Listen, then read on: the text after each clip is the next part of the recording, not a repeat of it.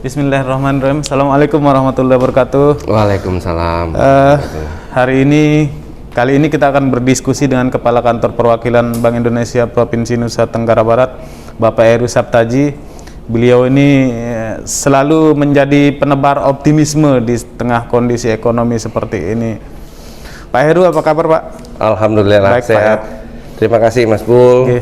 Terima kasih teman-teman semuanya, pemirsa yang berbahagia. Amin. Mohon izin Pak, kita ingin membedah sedikit persoalan ekonomi khususnya di Nusa Tenggara Barat. Barangkali dari perspektif Bank Indonesia, dari perspektif Bapak, ekonomi NTB ini akan seperti apa sih kondisinya sekarang dan masa depannya itu akan seperti apa Pak? Ya, kurang lebih sebagaimana yang saya sampaikan pada awal-awal tahun lalu ya. Di sebelumnya, kalau sekarang kita sudah di Triwulan 1 2021, saya sempat mengatakan ini di Desember ya kalau nggak salah ya, di akhir tahun 2020 ya, ketika pertemuan tahunan Bank Indonesia. Saya mengatakan bagaimana optimisme itu menjadi bagian yang sangat penting dalam proses pemulihan ekonomi ini ya. Dan saya melihatnya ini masih on track. Kenapa saya katakan masih on track? Karena performance Triwulan 1 2021 secara year on year atau secara tahunannya ya, kita melihatnya ini walaupun masih kontraksi ya, tapi kontraksinya relatif menyusut, mengecil ya. Kalau pada kontraksi tahunan sebelumnya year on year-nya itu adalah minus 3,03, kalau di Triwulan 1 2021 ini kontraksi ekonominya itu minus 1,13%, ya. Artinya mengecil, menyusut. Ya, memang kita lihat Triwulan 1 ini memang masih menjadi tantangan ya, karena kita belum berhasil membuat ekonomi Provinsi Nusa Tenggara Barat ini menjadi positif ya.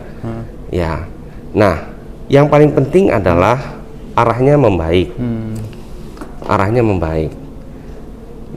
Untuk membuat arahnya ini membaik dan terus semakin baik, diperlukan usaha dan juga ikhtiar kita semua bersama-sama.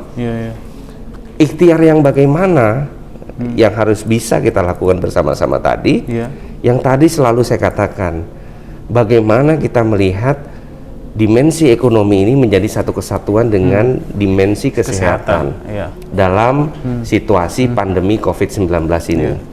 Karena nggak bisa dilepaskan itu Pak. Jadi antara dimensi ekonomi dan dimensi kesehatan itu satu kesatuan, saling berhubungan. Karena kita berada di situasi pandemi COVID-19. Saya selalu mengatakan pandemi teratasi, ekonomi pulih kembali. Nah, ikhtiar kita bersama-sama ini menjadi sangat penting untuk bersama-sama mengatasi pandemi. Struktur ekonomi Provinsi Nusa Tenggara Barat ini kan kalau kita lihat menarik untuk kita simak dan untuk kita dalami. Kita punya sektor dominan.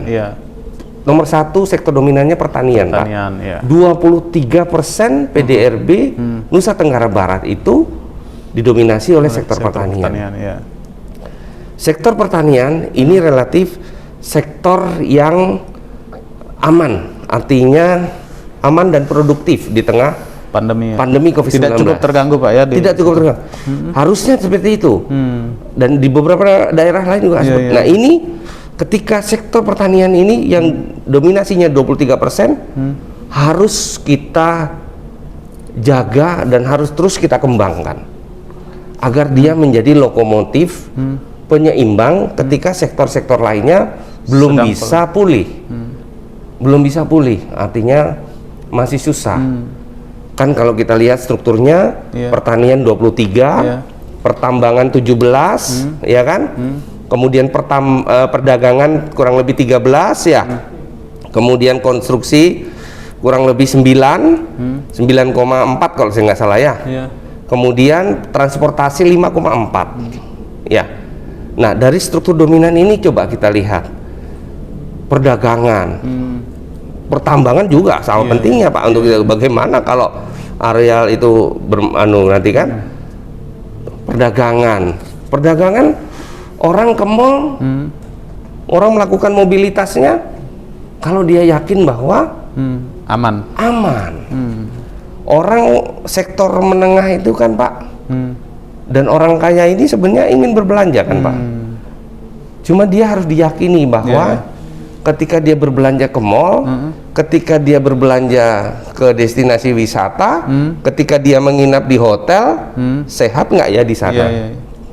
Dimensi kesehatan tadi Pak ya? Iya, intinya adalah ketika orang-orang yang memang cenderung awareness-nya, kesadarannya untuk memagari dirinya dari pandemi COVID ini kan lebih baik Pak, lebih kuat. Dia ketika akan keluar dari rumahnya, gunakan masker gitu. Dia sudah berpikirnya protokol dengan kesehatan. Iya, betul. Apakah mall itu aman ya? Ya. Apakah hotel yang di sana itu kalau saya nginep CHSE ya? Apakah kalau restoran itu mejanya dilap-lap apa pegawainya prokes ya? Apakah itu satu paket loh Pak? Jadi sangat kuat pengaruh dimensi kesehatan ini terhadap pemulihan ekonomi kita Pak. Iya. Itu saya contohkan untuk orang yang kan kita butuh nih Pak, sektor konsumsi kita ini untuk bergerak Pak, agresif ya. Sektor konsumsi kita ini kan terus kontraksi Pak. Kenapa dia kontraksi? Karena konsumsi dari sektor menengah dan sektor atas ini, sektor orang kaya dan sektor menengah ini kurang mereka spendingnya Pak, belanjanya kurang. Karena khawatir mungkin penerapan prokesnya longgar gitu Pak. Iya. Harusnya. Iya betul. Padahal yang biasanya membelanjakan, melakukan itu adalah sektor menengah atas Pak. Ketika dia ini kan dia besar nih Pak. Ketika dia berkurang, ya kue ekonomi yang berputar kan berkurang Pak. Gitu loh. Ketika orang mulai memikirkan ketika saya keluar rumah, itu loh. Saya berhadapan dengan si A, si B, saya berhadapan dengan lokasi yang baru, saya berhadapan itu kan dia orang berpikir. Saya saja, nggak usah contohkan orang lain. Saya saja, ketika saya melakukan harus dinas dan nginap itu saya udah protokol kesehatannya mikir-mikir Pak ya, dilaksanakan tak protokol di situ kan? Iya kan ya? Hotelnya sudah CHSE apa enggak? Ininya udah enggak? Coba lihat pegawainya maskeran enggak itu? Melihat restoran juga begitu. Restoran, wah ini maskernya cuma digantungin ke bawah nggak jadi masuk saya Pak. Oh itu restorannya nggak pakai termogan, nggak jadi masuk kami Pak. Ini contoh konkret yang terjadi. Bapak menanyakan contohnya, itu saya contohkan diri saya. Termasuk vaksinasi juga sangat bagian penting dari upaya pemulihan ekonomi. Itu juga yang kedua. Vaksinasi juga menjadi bagian penting karena vaksinasi itu adalah untuk membentengi agar kekebalan tubuh kita, immunity herd kita menjadi lebih tinggi, ya kan? Sehingga itu juga menjadi bagian yang sangat penting. Jadi program vaksinasi juga harus masif dilakukan, Pak ya? Harus. Di NTB untuk percepatan pemulihan ekonomi. Betul, itu juga harus kita dorong. Yang mudah-mudahan karena memang vaksinasi itu juga bisa menjadi istilah kita game changer, instrumen sangat penting dalam konteks pemulihan ekonomi untuk membentuk image bahwa daerah ini secara populasi dia sebagian besar sudah tervaksinasi dan nanti akan inline dengan kasus-kasus yang muncul, dia akan semakin turun. Fatality index-nya, fatality rate index-nya akan turun. Karena kan tingkat kematian di sini tinggi, Pak. Ya, fatality index COVID di NTB ini kan 4,7%. Masih tinggi ya. Padahal di nasional hanya 2,4 atau berapa persen. Tapi program vaksinasi kita progresif loh, Pak. Iya, memang itu menurut saya itu harus terus jaga ya. Harus terus kita capai ya. Kalau kemarin menurut saya pelaksanaan vaksinasi di kita luar biasa itu. 98, berapa persen, hampir 99%. Itu luar biasa itu. Ya, yang penting jumlah vaksinnya perlu ditambah. Kuota vaksin ya. Nah itu kuota vaksinnya ini harus kita dapatkan agar ditambah. Ya itu mungkin ini yang menjadi penting. Karena apa? Kalau perdagangannya itu kembali, Pak, ya, itu impactnya terhadap perekonomian sangat besar, Pak. Kalau perdagangannya ini bertambah besar, segmen-segmen yang memang turunannya ketika orang semakin mempunyai uang, dia akan bisa membeli rumah-rumah sederhana lagi, Pak. Konstruksinya jalan. Jangan konstruksi itu dimensinya hanya konstruksi proyek-proyek pemerintah terus gitu kan ya.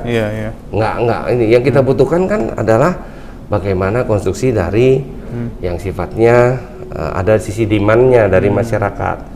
Ya, rumah-rumah sederhana laku lagi, ini lagi ya. Nah, itu menjadi penting ya. Pak Kepala, tahun ini transportasi. Kita kan juga ingin, Pak, transportasi kita tumbuh lagi. Taksi kita ada penumpangnya ya. Gojek kita ada penumpangnya. Angkutan kota kita berisi. Angkutan kota kita berisi ya. Terus ferry kita jalannya tuh penuh, Pak ya. Jangan kosong. Pesawat kita itu terisi ya. Coba lihat kan kalau taksi kita kosong. Ya enggak, Gojek kita hanya hilir mudik. Nah, itu kan itu besar loh, Pak. Ya kalau kita mungkin melihatnya 1-2, coba dikalikan aja berapa juta itu, Pak, orang gitu. 50%. Pak, tahun ini target pertumbuhan ekonomi? Kami melihatnya pertumbuhan ekonomi itu tentunya seiring dengan tantangan dari pandemi COVID-19 ini juga ya. Karena memang pandeminya juga masih terus berlangsung, tantangan vaksinasinya juga kita masih menjadi pekerjaan rumah gitu ya. Kami melihatnya pertumbuhan ekonominya tahun 2021 ini sesuai dengan seperti yang kami sebut positif, Pak, beranjak membaik gitu ya. Di kisaran berapa, Pak? Dia akan kembali positif pada kisaran mungkin di kisaran 4%, 3,8 ya. Ya, di kisaran 4% gitu ya. Tapi yang jadi PR-nya itu adalah ayo sama-sama ya. Proyeksi kami ini kan juga dengan memperhatikan bagaimana perbaikan-perbaikan untuk mengatasi pandemi COVID-19 ini juga bersama-sama gitu, Pak ya. Sektor transportasinya kembali pulih ya. Sektor perdagangannya juga mulai beranjak naik gitu ya. Sedih melihat taksi itu kosong. Sedih juga melihat mal-mal sepi, Pak. Mal-mal itu sepi ya. Destinasi wisata yang indah-indah itu kosong. Hotel-hotel itu kosong ya. Ya kalau itu kenapa mereka? Ya karena tadi, Pak. Ya, sektor menengah atasnya itu enggan. Masih ada kekhawatiran untuk itu. Nah, bagaimana kita mengikis kekhawatiran itu menjadi bagian yang sangat penting. Jadi sebenarnya mereka sudah sangat siap sekali belanja, Pak ya? Menengah ke atas sangat ingin belanja. Saya juga agak bosan kan kita makan, kita kan juga ingin menikmati kesini. Mereka juga ingin berekreasi gitu, Pak ya? Cuma tinggal yakin enggak kita bisa meyakinkan mereka prokesnya aman ya, Pak ya? Intinya adalah bagaimana kita mampu mengikis kekhawatiran mereka. Karena hal COVID-19 ini, pandemi COVID-19 ini tidak bisa diukur menurut perspektif individu kita. Orang yang tidak punya penyakit komorbid dengan orang yang punya penyakit komorbid itu beda. Ya, itunya beda, Pak. Kemudian awareness artinya kesadaran terhadap prokes. Si A dengan si B pasti beda juga itu. Ya, strata sosial, background pemahaman dan itu juga berbeda-beda. Nah, makin orang sadar, makin orang paham, makin orang membaik, ya, protokol kesehatan ini dimiliki oleh masyarakat di sini, otomatis kekhawatiran dari segmen menengah atas itu akan berkurang ataupun hilang nantinya. Pak, terakhir untuk menguatkan pencapaian target 4% itu 2021 ya selama tahun 2021 ya.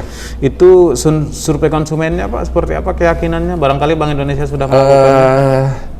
Survei kita sih menunjukkan angka kemarin ekspektasi konsumen kita sudah di angka 99 ya. Bagus sekali, Pak ya. Sudah membaik, terus membaik ya, dari sebelumnya hanya di kisaran 80, 70 ya, terus naik gitu kan.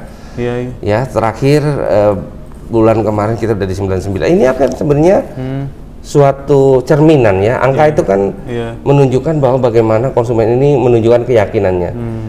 Walaupun belum mencapai angka 100 yaitu angka optimis ya. Tapi angka 99 itu kan sudah mendekati angka 100 yang artinya optimisme. Ya. Dia yakin. Nah, kalau angkanya 100 atau bahkan 100-nya lebih makin kuat lagi. Nah, bagaimana kita membangun keyakinan dari konsumen ini menjadi sangat penting, Pak. Ya, makanya itu konsumen tidak khawatir, konsumen ini, maka itu akan terus semakin tinggi. Jadi tugas ini bukan hanya kepada pemerintah daerah saja, Pak, ya, tetapi kepada semua kita harus melakukannya. Semua dari kita. Disiplinnya harus kita terapkan semua. Bukan dan hanya ya, Pak, ya. Bukan hanya Bank Indonesia, bukan hanya pemerintah daerah, bukan hanya OPD, bukan hanya instansi vertikal lainnya, bukan. Tapi masyarakat akar rumput juga harus komitmen terhadap hal itu. Semua ya, dari kita. Ini ikhtiar kita bersama. Dengan begitu pemulihan ekonomi akan lebih cepat di Nusa Tenggara Barat. Baik. Oke, demikian diskusi singkat saya dengan Pak Heru Saptaji, Kepala Kantor Perwakilan Bank Indonesia Provinsi Nusa Tenggara Barat. Semoga ini bisa bermanfaat dan kita bisa memetik hikmahnya. Terima kasih Pak Kepala. Semoga sehat-sehat selalu. Baik, terima kasih Pak Bul. Minal aidin wal faizin, mohon maaf lahir batin kepada seluruh pemirsa dimanapun berada. Wassalamualaikum warahmatullahi wabarakatuh. Demikian.